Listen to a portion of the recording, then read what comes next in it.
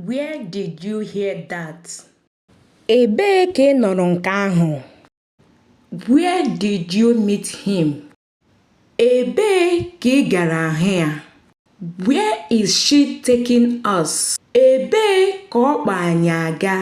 Do you know where we are going? Ị ma ebe anyị na-aga? I don't know where that came from.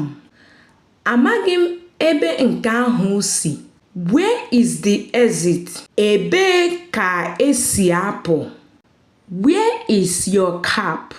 Ebee ka okpu gị nọ? Where shall we meet? Ebee ka anyị ga-ahụkọta?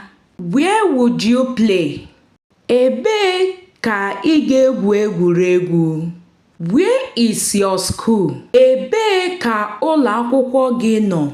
Where was Alex found? Ebee ka ahụrụ Alex?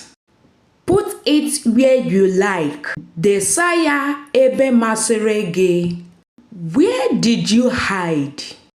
Ebee ka ị zoro? Where is Samuel buried? Ebee ka eliri Samuel?